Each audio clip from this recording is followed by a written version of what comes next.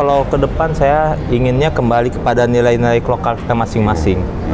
Karena setiap daerah memiliki karakter dan ciri khas yang tidak bisa dijadikan satu.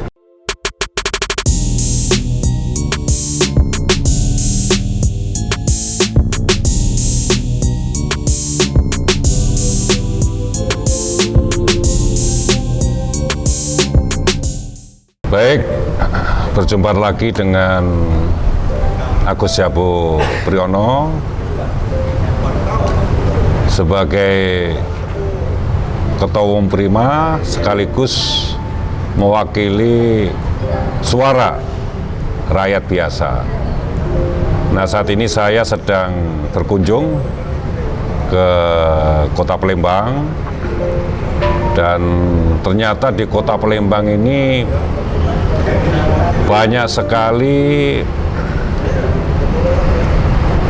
situs-situs sejarah, ya, baik pada zaman Sriwijaya ya sampai ke Kesultanan, dan saat ini saya sedang berbincang-bincang dengan anak muda yang talentanya sangat kuat sekali dalam kebudayaan, dalam seni, dalam urusan sosial politik, masalah-masalah kemasyarakatan. Dan beliau ini adalah Sultan Mahmud Badarudin. Betul? Ya. Selamat malam Sultan. Saya ingin cerita, sebetulnya sejarah terbentuknya Kota Palembang itu ada pengaruh-pengaruh juga dari Kesultanan ya? Iya, ya. Sebenarnya Assalamualaikum warahmatullahi wabarakatuh, ya. Para viewers dari channel ini. Jadi sebenarnya kalau kita lihat Palembang ini terbentuk karena awalnya ada perdagangan juga ya. Dan mulai dari zaman Sriwijaya sampai kepada Kesultanan Palembang Darussalam, itu bisa kita lihat bahwa Kota Palembang jadi kota yang paling tua. Karena sudah hampir 14 abad Kota Palembang, 1400 lebih. Bisa kita lihat itu berdasarkan prasasti yang ada di Palembang, prasasti Kedudukan Bukit. Iya. Itu bisa kita lihat bahwa di situ bahwa pada tahun 670 abad ke-7 ini? Abad ke-7. Abad ke-7. Oh, iya. Ya, jadi abad ke-7 sudah ada Kota Palembang. Oh, sudah ada Kota Palembang? Iya. Di Jawa pada waktu itu kan Wangsa Salendra ya? Iya, kan? betul. Baca buku-buku sejarah kan? Iya, betul. Ya. Ada Bala Putra Dewa yang punya hubungan dengan Sriwijaya atau Palembang lah pada waktu itu. Betul. Ya? Bahkan dia yang menginisiasi pembangunan Candi Borobudur. Iya. Jadi sebenarnya Kota Palembang sendiri sudah termasuk kota yang sangat tua karena ada peradaban Sriwijaya, Kerajaan Palembang, dan Kesultanan Palembang. Jadi kemudian di Kerajaan Palembang sendiri sudah ada eratan hubungan dengan Kerajaan Jawa. Ya, mungkin nanti akan berkunjung kepada makam Ki Gede Ing Suro ya. Nah, itu adalah turunan dari Jawa yang sebelumnya adalah yang dipercayai keturunan dari Aryo Damar dari Palembang yang pergi ke Jawa bersama Raden Fatah, yaitu Raden Kusen. Raden Kusen dan Raden Fatah ada adik kakak yang berbeda ayah, yang kemudian dipercayai bahwa keturunan Raden Kusen ini kembali ke tanah leluhurnya, yaitu Ki Gede Ing Suro yang kembali ke sini. Oke. Iya. Jadi kalau kita baca sejarah, memang Ki Gede Suro itu keturunan Demak ya? Iya. Kalau kemudian diteliti ternyata ada, itu Raden Rahmat atau Raden Husein itu yang saudaranya Raden Fatah itu, yang Raden Kusen. Raden Kusen ya? Iya. Oh, Raden Kusen ya. Jadi Ki Gede Suro itu dari Raden Kusen ya? Iya. Cuman cenderung ke Aryo Penangsang atau bagaimana itu? Ya, sebenarnya garis keturunannya itu. ada hubungan semua itu nanti. Ke Palembang itu memang mau membangun kerajaan di Palembang atau dia melarikan diri waktu itu kan? Huru-hara, Iya, karena ada huru-hara. Pemasan sama di Wijaya kan sedang bertempur ya karena kan? ada perasaan di Wijaya bertempur, mereka menjauhi huru-hara, jadi ada 24 bangsawan daripada kerajaan berpindah ke Palembang, kemudian meneruskan bersama dengan orang-orang di Palembang mendirikan kembali mereka orang-orang yang tidak mau, bangsawan Demak yang tidak mau ikut konflik antara Pajang sama Cipang kan, Cipang Arya Penasang, Pajang Hadiwijoyo, kira-kira begitu. Jadi kaitan dengan tanah Jawa pada waktu pembangunan Kesultanan Palembang kira-kira seperti itu ya. Jadi Sultan sama Ki Gede Suro masih ada garis darah ya? Iya. Jadi kalau kita lihat di Palembang ini gelarannya ada dahulunya Ki Emas sama Kiai Bagus. Kiai Emas kemudian menjadi Kemas. Ki Emas? Sejarahnya begitu. Iya. Saya baru tahu Ki ini. Emas. Kalau Kiai Bagus menjadi Ki Agus. Baru setelah Kesultanan Palembang Darussalam didirikan setelah melepaskan dari fasal Mataram ya. Tahun 1600, karena pada tahun 1959 Palembang ini diserang VOC, tapi Mataram nggak mau bantu. Sehingga tahun berapa itu Sultan? 1659. Itu awal-awal Belanda masuk ya lewat VOC pada waktu itu ya. VOC 1659 tidak dihiraukan. Kemudian dari Palembang ngirim sebak atau apa, kita datang untuk kasih persembahan, utusan kita nggak dihiraukan. Akhirnya 1666 Kesultanan Palembang dideklarasikan menjadikan kesultanan. Barulah di Palembang ada gelar Raden karena menyetarakan dengan Jawa. Keturunan dari Ki Mas Hindi atau Sunan Abdurrahman, Sultan pertama di Kesultanan Palembang, keturunannya menjadi Raden-Raden semua. Raden tuh maksudnya apa? Artinya apa kalau di Kesultanan Palembang itu? Kan gelaran kebangsawanan itu kan sama semua. Sama ya? Kan di Jawa ada Raden juga. Iya, dulu di Aman Majapahit ada Raden Wijaya misalnya kan gitu loh. Anak-anak raja atau sultan itu menjadi Raden. Sebelum Kesultanan Palembang pisah dari Mataram, kita nggak ada brand yang pakai gelar Raden. Kecuali anak raja yang pindah ke sini. Nah, tapi karena di Palembang ini sudah pisah dari sana, dari Mataram, kita ada gelar Raden. Jadi Palembang ini ada gelar Raden, Mas Agus, Kiai Bagus sama Kemas. Tapi yang populer di nasional ini yang Kimas ya? Ya, karena sebenarnya Kimas itu cikal bakal daripada Raden. Kalau di Palembang. Sebelumnya Kemas dulu, karena Kemas Hindi itu menjadi Raden anak-anaknya. Siapapun yang ingin mengurus atau memimpin negara ini mestinya harus paham sejarah. Karena dari sejarah ini kita tahu akar bagaimana membangun budaya, bagaimana membangun jati diri. Dan saya bangga ternyata Sultan yang masih sangat muda memahami sejarah, memahami kultur, dan kira-kira Indonesia ke depan itu kalau melihat perjalanan sejarah bangsa kita, konsep yang pas untuk membangun Indonesia seperti apa, Sultan?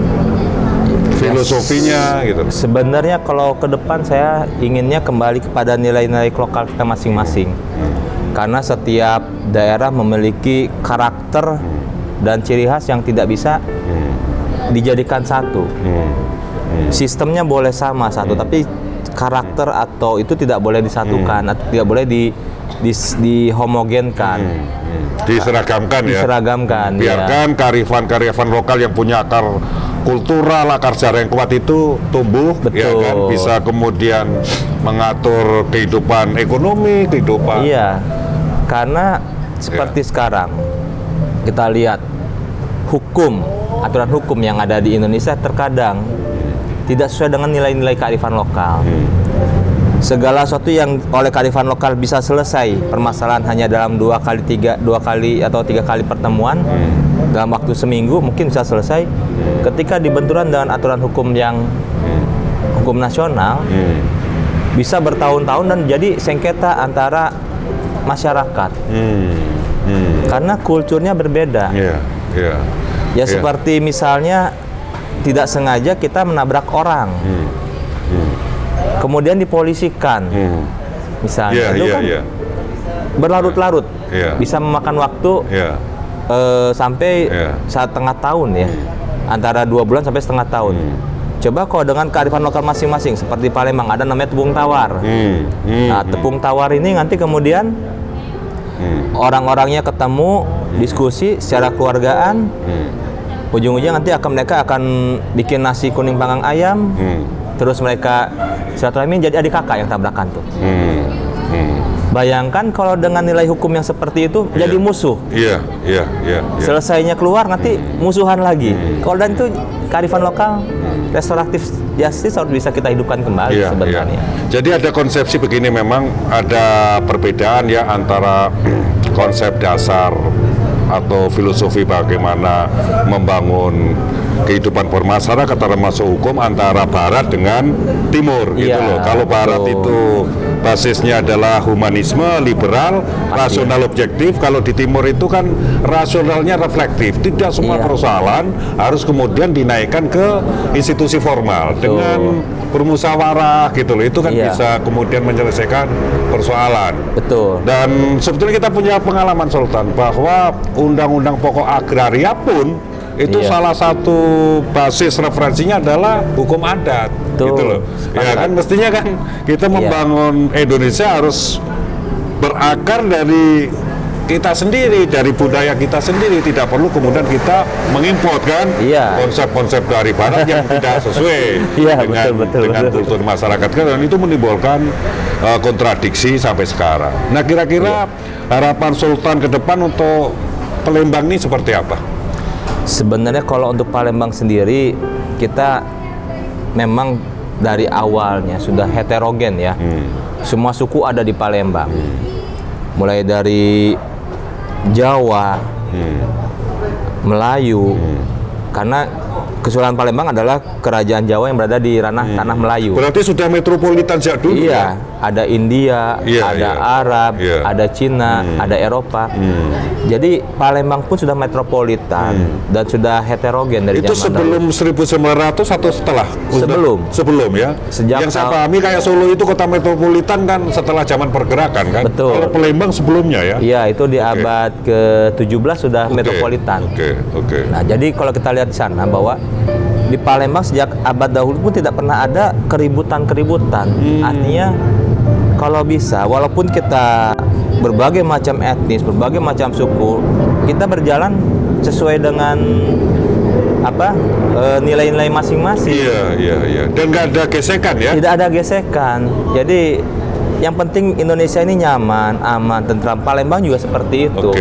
Semua pekerjaan kita nyaman, tenang, ada kepastian hukum, ada namanya juga hukum adat diterapkan. Ini akan memberikan, karena kalau hukum adat tuh saya yakin itu tujuannya kan beda dengan itu ya. Kalau karena kan pastiannya tuh hukum berdasarkan humanisme seperti itu, tapi kalau di adat tuh berdasarkan keseimbangan. Keseimbangan ini kembali ke alam, jadi kembali kepada kita bagaimana menyeimbangkan. Yang salah kita selaraskan, ditawarkan. Makanya tepung tawar semua menjadi tawar lagi, nggak ada lagi masalah. Jadi kalau bisa ke depan saya ingin Palembang ini menjadi kota yang nyaman, tempat orang semua bisa berkumpul, semua bisa mengekspresikan, tapi tidak ada yang saling menjatuhkan, tidak ada yang saling dendam, tidak ada yang, kita normal aja, dan juga semua bekerja, semua bisa menikmati, bisa tenang. Karena dengan kita nyaman, kita tenang, semuanya aman, damai, enak semua. Bisnis jalan, hidup beragama jalan, anak-anak mau sekolah tenang, tidak ada namanya permusuhan antar etnis ataupun kita saling sirik-sirikan itu. Jadi inginnya semuanya itu kembali kepada konsep bahwa kita ini semua sama, kita ini semua mendapatkan hak dan segala sesuatu yang sama, dan juga yang pasti semua nyaman. Iya. Baik, pemirsa, Sultan yang basicnya itu adalah kerajaan, kalau dalam teori ilmu sosial dianggap bagian dari sistem feudalisme, ya. Ternyata juga memiliki nilai-nilai yang luhur, ya, yang berakar dari kultur masyarakat kita sendiri. Dan setelah kapitalisme masuk dalam bentuk kolonialisme, imperialisme barat, kearifan lokal, harmonisasi segala macam itu kemudian dibongkar untuk kepentingan barat, kepentingan kapitalisme. Itu satu. Yang kedua, ternyata Sultan yang saya pikir ini pemikirannya itu feodalistik, ternyata sangat progresif, sangat modern, sangat demokratis, dan saya berharap tokoh-tokoh muda seperti Sultan ini muncul sebanyak-banyaknya di Republik ini, sehingga kemudian Indonesia diisi oleh orang-orang baik. Saya pikir itu, Sultan. Terima kasih. Amin. Diskusinya, masukannya tadi Kimas itu saya baru dengar itu seperti itu. Iya, siap. Terima kasih. Ya, sukses. Indonesia adil makmur, aman, damai, dan selalu menegakkan gotong royong dan saling menghargai satu sama lain. Indonesia adalah milik kita bersama, kitalah yang kemudian harus memajukan Indonesia, menyatukan Indonesia tanpa kemudian menegasikan perbedaan-perbedaan. Terima kasih, sukses selalu, salam rakyat adil makmur, menangkan Pancasila.